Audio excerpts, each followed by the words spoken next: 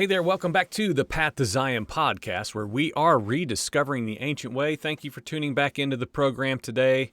You can, of course, always find this content over at pathtozion.com and our YouTube channel, of course, here where you're watching now.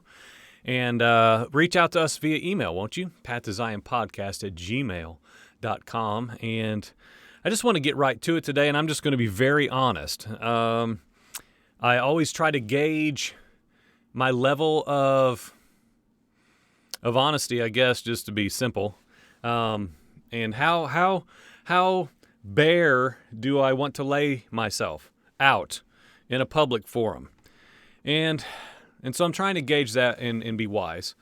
But I'm just going to preface what we're going to talk about today from where I sit right now, this very second.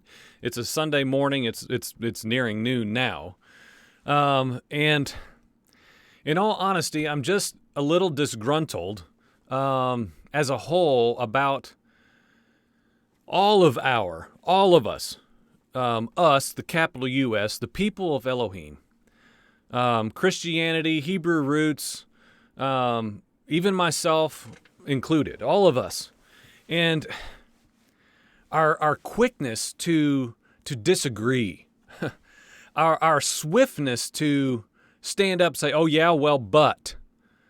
And man, friend, I'm just telling you, we've got to be cautious of this. We've got to be so careful that when someone presents a commentary towards a Bible verse or reveals their studies towards a doctrinal matter or a book or a video or a teaching or a sermon or a casual comment made in a conversation, friends, we've got to get to a point where our very first instinct and response is not to disagree as fast as we can. Now, I'm saying that to myself as well, and praise the Father, I've been freed of that drive over the last several years of, you know what, I don't have, even if you read me a Bible verse that's just simple black and white, and I know it's black as sure as I know I'm sitting in a chair, and you say it's white, friend, even if that's true, even if you present to me something that is just like almost borderline heresy, I should be able to be a reserved, calm, mature spiritual man that listens to you, understands why in the world you have that perspective, puts it into a process of discernment and thought, in patience and kindness and gentleness, and respond accordingly in due time, if even necessary. And so I'm just presently, admittedly, I'm just being honest, I'm just a little agitated at my little world of our eagerness to disagree and to set things straight. And well, you said that, and that might be true, but you don't understand this. Or, and I'll just be honest, like, I need to continue to search my own ways and ask the Father to help me and repent and turn to Him, as we're always talking about in here. The Shuv reality, I am riddled with things in me that have got to be laid down in humility so that I can be a better listener and realize that whatever is brought to me, I do a lot of Bible stuff, thinking, commentaries that I write and that I read and that I listen to and that I investigate and that I receive from others, welcome or unwelcome. Opinion is everywhere, friend. And listen, all of us are coming from a different level of understanding and knowledge and vantage points. All of us. I don't care if you have 30 copies of the Septuagint on your desk that you read every morning before you go to work. Or because you have a better commentary than I may have. Or that I might have a better understanding of some older Testament texts that you just don't have any clue about. Friend, we are all, this is what I've been saying for the last 2 years. I say it with great regularity. If you know the program, you know this is true, that I say this all the time. All of us are deficient, lacking, understanding, knowledge, wisdom, truth. We all have parts. We all have parts, components of the whole. And only if we entertain and labor alongside one another, which is a major key that's lacking. We're not in true relationship. We just get on Facebook and we just say what we want to say because this is true and you need to know it, brother. We're not in relationship in most cases. Many of us don't see one another, don't sit at a table and converse like human beings. This just needs said. He has no idea what he's saying. He doesn't understand that text. Right? I've been guilty myself. We need to show some restraint, some patience, some kindness, some gentleness, even when we bring correction, even when we bring any kind of admonition towards the body, which is, of course, necessary. Of course. We do that here. I'll give the greater called out assembly body of Messiah Church a whooping many days of the week. We need that. We're going to do that in measure today. That's okay. But we have got to do it in proper restraint, in proper context, in whatever dose is appropriate, in self-control, with the best-hearted intention that we can establish. So let that be a charge for all of us today. All of us today, and which was a good segue into what we're going to talk about today, because this is, if there's a hot topic issue, this is one. And so let me just segue right into today's topic, which is examining abortion. And we're not going to examine abortion as the issue that it is and like dissect it into a understandable issue by itself, but instead, as the title alludes to, we're going to look into the greater overlooked issue that the abortion issue is within. Okay? It is within. It is a part of a greater overlooked issue. And so that's what I would like to just stick my toe in to all of the immeasurable thoughts that are out there towards it. Everybody's got an opinion. Everybody's got a side they're choosing, which is of utmost importance that we realize from the very outset. All of this, please hear me, is to force you who are playing this game and living within the confines of the ways of the nations. They're forcing you to pick a side. They're forcing you to choose a team and stand up and fight to the death. And they sit back and they watch you duke it out with great delight and glee, because all of this nonsense working to perfection. And the body of Messiah is not exempt. In fact, she leads the way in eating the bait, in entering thereby the trap of being engaged with the ways of the nations and nationalism-driven thinking. And so we're going to talk about that probably for a couple parts today. And if you can't take a perspective that is likely not your own, then friend, just don't even watch it, because I don't want to instigate anger towards me or just what I'm going to present, because it's not a popular opinion. So I just want to encourage you, and let's just say this. Just pause the video and pray. If you are a true believer in covenant, one who is all these things we could list and talk about all the time here, just pause and say, should I watch this? And we should do that with great regularity already. But just, Father, should I watch this? Is this going to be of something of benefit for me, or is this nonsense? Or equally asking, is this not for me because I can't take it? I can't take hearing that right now. It's very possible one or the other are true. And so I'm submitting this in humility the best way I know how. And so let me just go ahead and we'll start this series.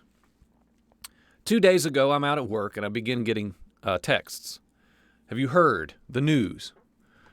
I don't know. Well, number one, I don't watch the news. I'm not a news ingester. So what? I don't know what happened. Well, Roe v. Wade was overturned. So I start hearing about this. And so I just stopped and stopped in here. I'm working. I'm doing my business. But just like my insides, my inner man, all right, Father, just like I'm gonna have to face this with people I know and love, and I don't want to hurt them. I want to know what is true for myself. Why? I'm a why asker. Why? Okay, Father, why? Why? And we're going to talk about this, my opinion towards this in this series. Why now? What are you seeing, Father? You know all things. You look down upon this footstool that is the earth, and you know all of our goings on, past, present, and future. Father, whatever wisdom you would give to me towards this matter that I'm going to have to face because of just the world I live in, Father, give me counsel. Wisdom, Lady Wisdom, I'm coming to your house, and I want to sit down. I want you to just speak as I sit in silence. What would you have me to know? Why? Now, this popped on my radar, not very long ago. And that's going to be a point that we'll make as well. Not very long ago, when all this buzz started talking about, like, here's Roe v. Wade again in the news. Why in the world now? Why right now would this show up again? It seems very random. It just seems kind of out of nowhere. And if you don't watch the program, if you don't know me personally, I'm not political. I don't choose sides. I don't, to the best of my ability, I don't run out onto the field of the game that is being played. I don't show up. Many people think I'm foolish. I'll be taken advantage of and have the wool pulled over my eyes. My perspective is very much different than that. If I don't show up on the field, I don't play according to the rules of the game. You understand what I'm saying? If I'm not engaged in the game, I don't have to live according to their rules because I'm not playing. I'm not showing up, y'all. There's a game being played, and it's black team, white team, and they're duking it out. But you know what? Hey, I'm not coming. I'm over here sojourning to a kingdom that I can't see yet, that's yet before me, like those who preceded me, to the best of my ability. And in all honesty, I know I'm still somewhat engaged by life in 2022. I'm not ignorant now. I'm not like exempt from everything, and I'm just living my own life. I'm still within the stinking confines of the governments of men. I know that. I'm not ignorant. But by life, daily life function, I don't engage in all the nonsense and the noise. I just don't. Deliberately. It takes a lot of effort. But I do, however, although I'm not political, I have a lot of opinion. I have a lot of convictions. But I share them with very few, and it very seldom really the guts of myself, of who I am, really doesn't make it on here much, although people might be surprised and think that it does. It's very, very incremental that makes it out. But I do ask a lot of questions. So towards this Roe v. Wade overturning, I'm asking the Father and I'm praying, why now? Why now? And with all that's going on in this specific political climate, which is no different than it's always been, this is just the today version of it. Why now? Why in the world would this issue show up now? Because I don't just sit down to eat whatever I'm fed. I just don't. On either side. So with this in mind, I'd like to share some things, some of my concerns of how I see, for the most part, evangelical Christianity and other believers behaving towards this. It is my vantage point. Friend, you are entitled to your opinion and vantage point. We all are. This isn't about who's right and who's wrong here. This is about, like, I'm turning... okay, so this looks like this is a controller for the lights. So this looks like this from this vantage point, and everybody can see it. This is what is presented to you. Look. It's easy to see, brother. All I'm saying is, I'm asking, can we turn it a little? Same thing, same device, a different vantage point, a different perspective. That's all I'm saying. It's the same thing. I'm just saying, can we turn a little and talk about this greater, overlooked issue is what my desire to present. You don't have to agree with me, but I would ask that you would consider. Just please consider what I'm going to present. And I want to say this to begin with, and this is not to harness your attention. Oh, hey, everybody, come in the room. We're about to hear the word of the Lord.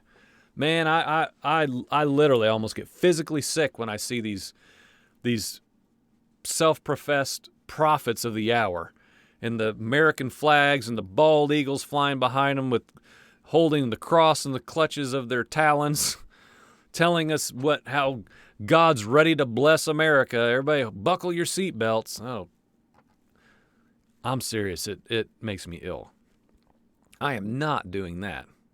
But what I am saying is I am confident that on the other side of beginning to get these texts and hearing about the Roe v. Wade overturning, I kept hearing in my spirit, I hope that we know what this is like. This should not be like, what? That's just strange. What? You hear the Spirit say things to you?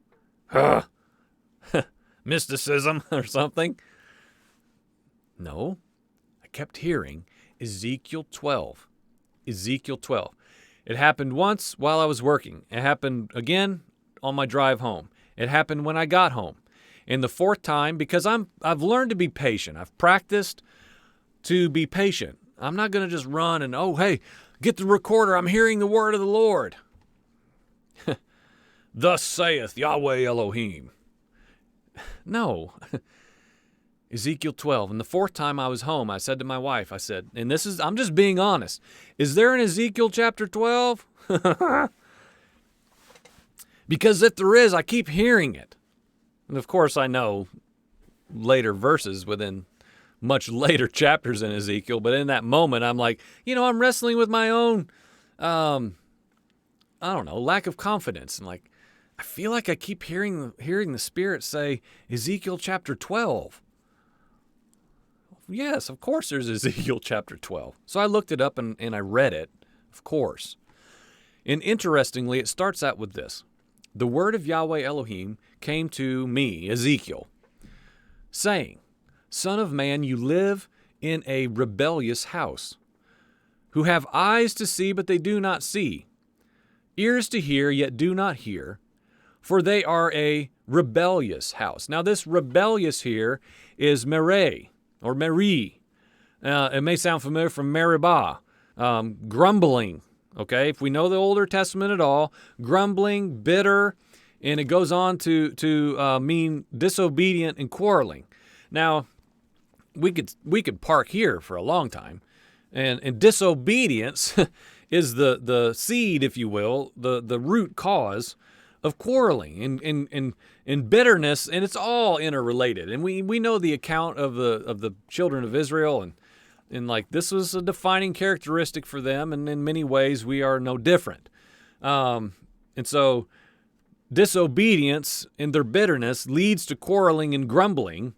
And in this prophecy that comes through the prophet Ezekiel, there is a rebellious house that he lives amongst. And without getting into all this, and I can't make this 4 hours today, it just goes on where the prophet is told, you know what, son, pack your bags. Literally, like prepare your baggage and get out. Sojourn out. Leave. Leave these ones in the rebellious house, where there's grumbling, bitterness, and disobedience and quarreling. The house is rebellious, prophet Ezekiel. Go. Get out.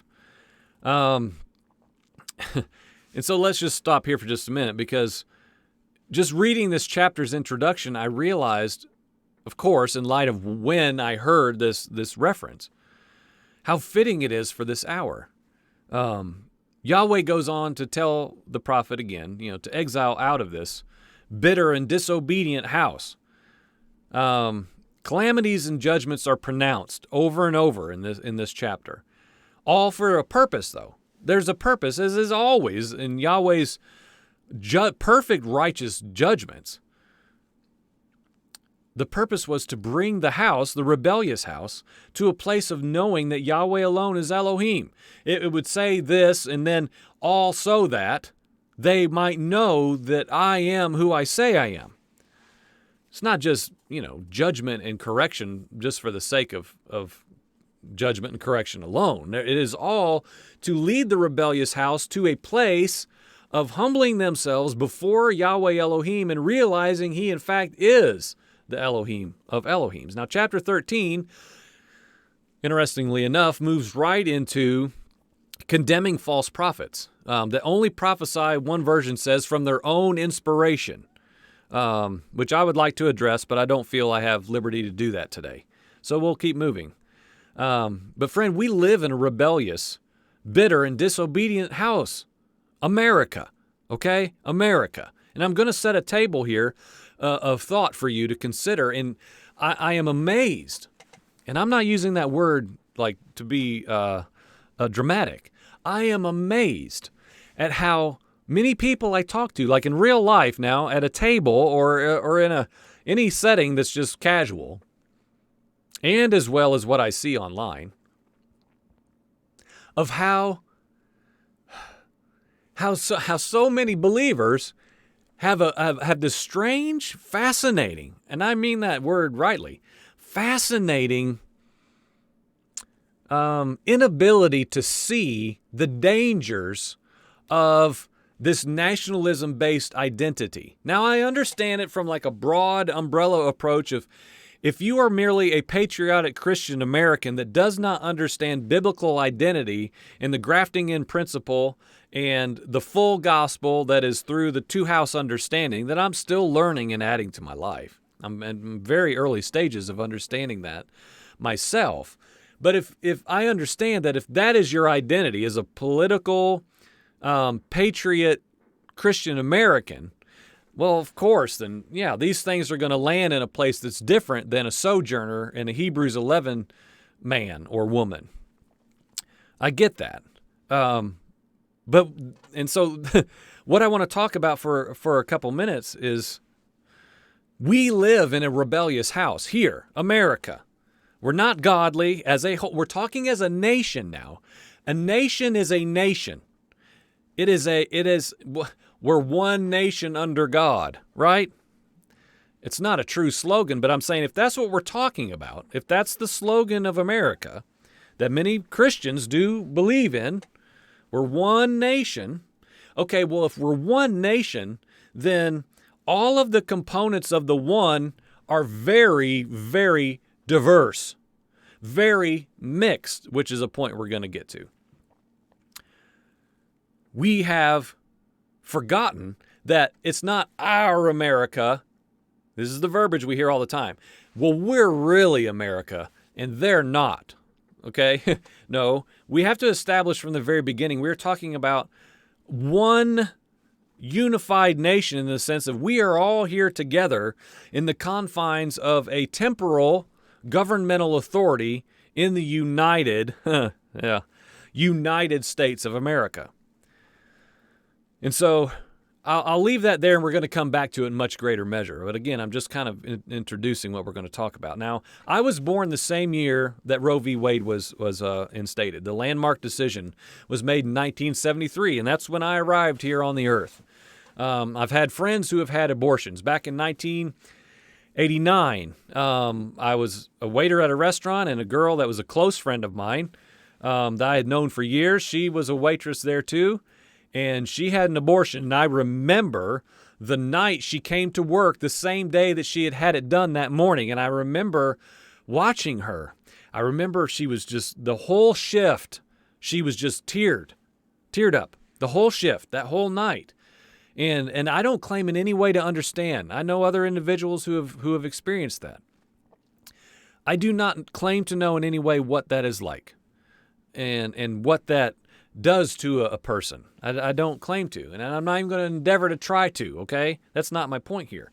But I'm saying is there is an understanding I have of the severity and what it is, and of course what the act itself is, and how it is.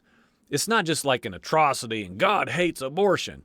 Friend, I'm sure it makes his heart grieve to a place that we can't understand. And I want you to understand that I'm saying that. I'm not lessening what the act of abortion is in any way whatsoever. It is an atrocity. It is something that should cause us great pain and hurt as people who have been given that new covenant heart that we talk about all the time, because I'm sure the Father is just, I don't even know what word to come up with. He is just beyond saddened at this ongoing termination of life now.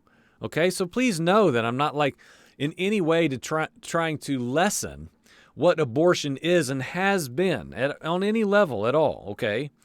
So I'm just saying I need to say that from the very beginning. Now, just for a few moments, and then we're going to wrap this up and begin another part, is I want to examine both sides. One will be primarily brief, because it's a side that I don't know much about, because if I were on a side, I'm not on this one, okay? And that's the pro-abortion side. And this is, if you'll give me time, this is hopefully, if the Father's kind, this will all make sense by the time we culminate this series. But so please just kind of wait for that to kind of all come together, these different parts to form the whole. And so I want to examine both sides. We're going to talk about the pro side here for just a couple minutes before we wrap up part one of the greater overlooked issue within abortion. So again, I don't know much on purpose. I don't need all this information to cloud my understanding and muddy up my desire to labor to hear what the Spirit's saying towards all these matters. Everybody tells me, well, the more you know, the more you'll know what is true and what's real. I'm like, okay, so the more poison I drink, the more I'll understand how to be healthy? Oh, no. No, that's different, right? It just came to me just there. I'll have to remember that one. And so let's examine both sides again briefly on the pro side, because this is a side like, whoa, my gosh. I don't even understand that one. I can't even figure out how they land there, other than we're just given over to depravity, as we know the Bible says will happen. So this pro-abortion side, I went over because, again, I felt the liberty and freedom to look into this, and I felt like Father wanted me to just put my thumb on it for a few moments.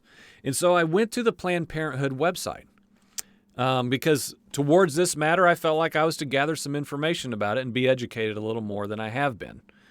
And it was interesting, I had a picture of several women that popped up on the entry page, and with little, just bullet quotes below them. One was a woman standing there, and she looks semi-smiley. I had 3 abortions, and I'm not ashamed. Another one said, her little quote underneath her, having an abortion was the easiest decision that I ever made. There were T-shirts there. There was a shop. And so I'm like, there's a shop? There is a shop where I can buy pro-abortion paraphernalia? No. I'm naive on purpose towards these matters. So I click, and you can find a shirt or a coffee mug that says abortion is healthcare. And I'll be honest, I was like, oh my gosh, we are in a bad place here.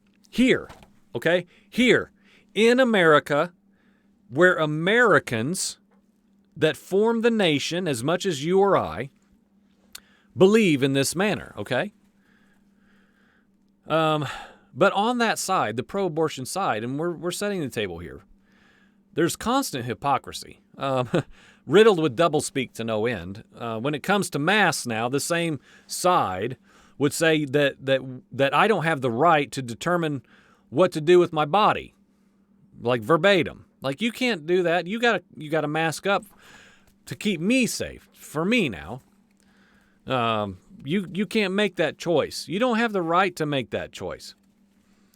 But when it comes to the abortion issue, they say, of course, to no end, well, you can't tell me what to do with my body. This is my choice.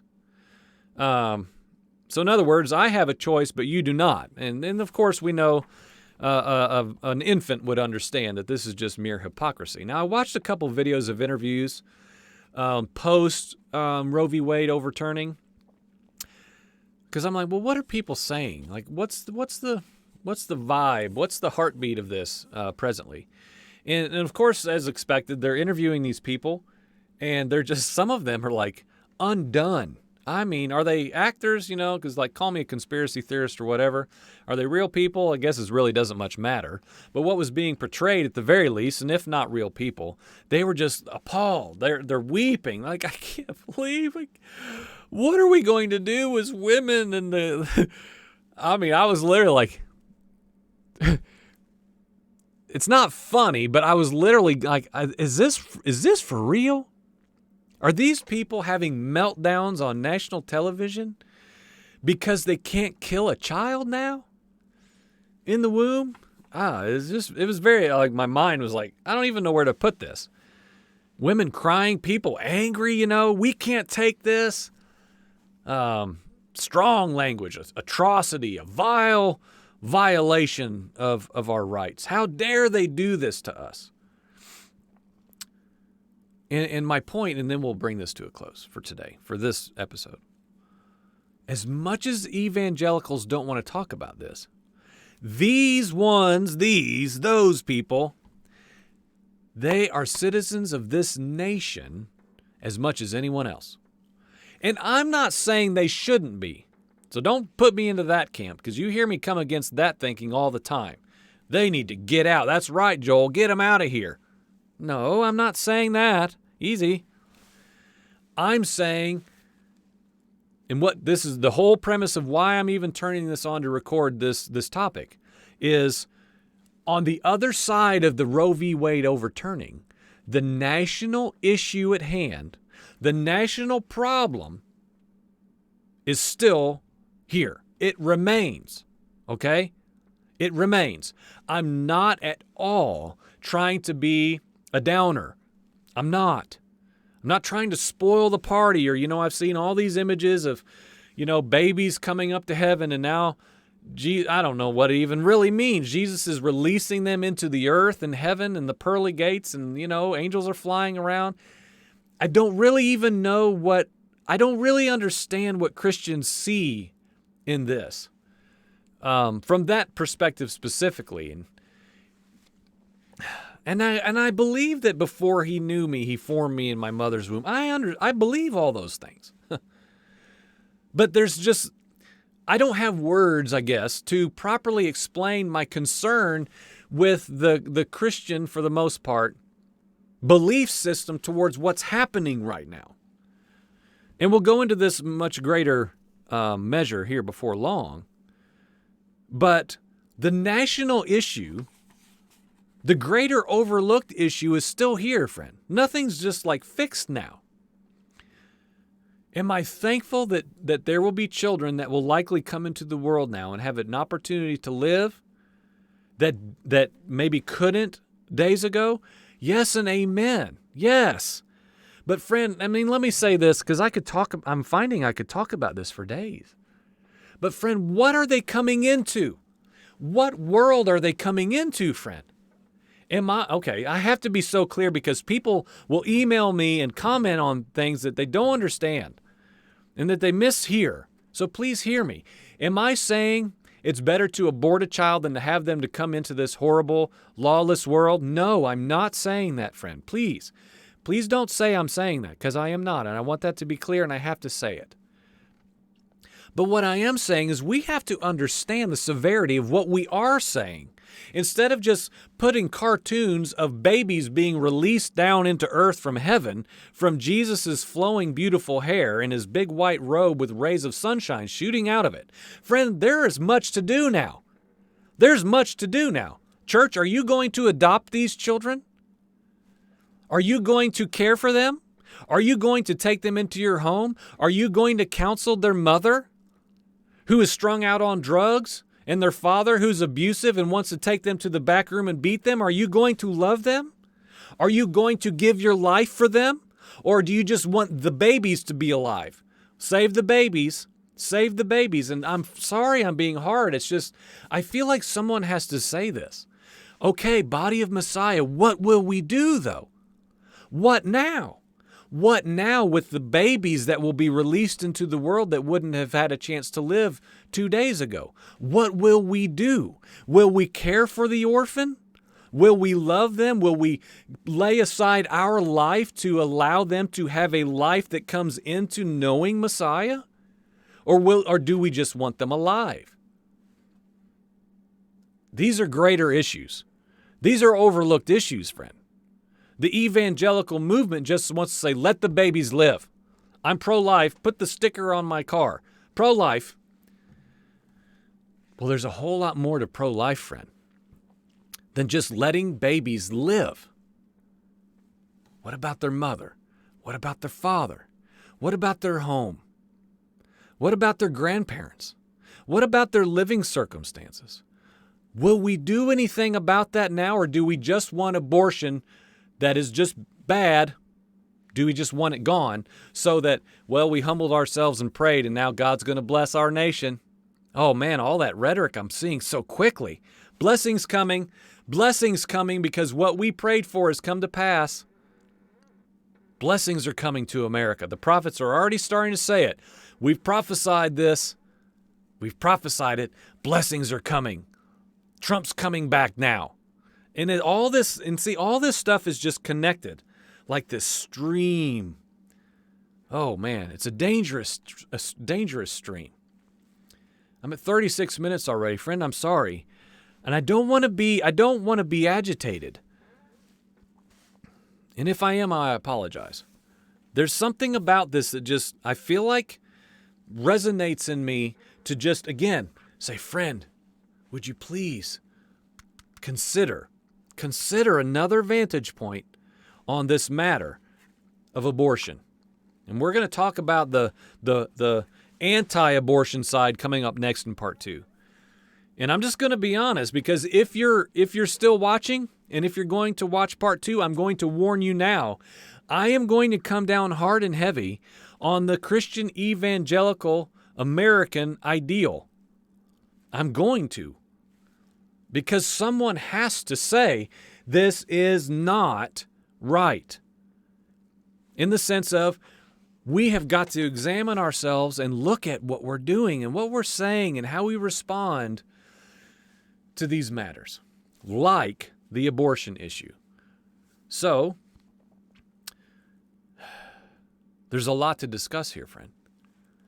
There should be a lot of dialogue on the other side of this ruling, more so than cartwheels and rainbows and butterflies. There should be, okay, all right, well, what now, Father? What now? What now? How do we love these children? How do we love their mother? How do we help them? Because many of these children are coming into horrible circumstances, friend. Horrible. What will we do now? Church, what will you do now? Evangelical American, what will you do now with these children? If we mean what we say, then we need to do something.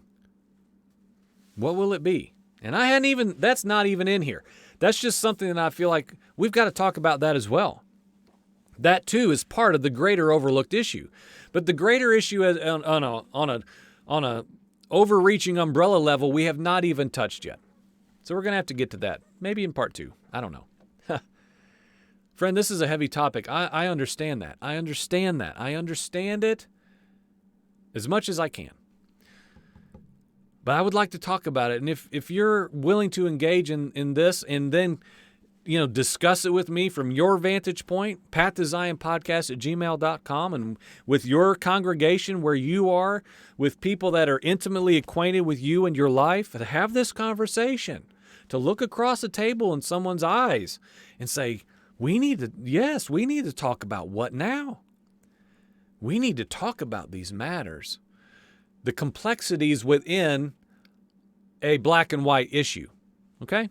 That's what I'm wanting to present right now.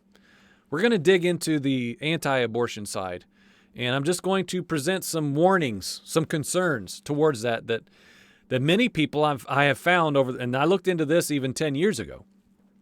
Many people in evangelical Christianity have no idea of the undergirding support system behind the abortion issue and how it became what it has. And so I'm going to shine a little bit of light on that for anyone who is interested to learn and to know. Why? So that we can be pleasing in the eyes of our Father and do our part, our tiny little part, in establishing His ways, His kingdom here, now, in this age that we live in. That is very dark, yes, but His light is more than sufficient to guide our way and to help us find His path and walk therein. And we will look ridiculous doing so. It will not fit into the governments of men. I'm sure most of you know that by now. And we are all learning that in greater measure in this hour that we live in. You've been watching the Path to Zion podcast. We are rediscovering the ancient way. Go to pathtozion.com, and we will be right back. I want to get right back to part 2 of this series right after this. Amen.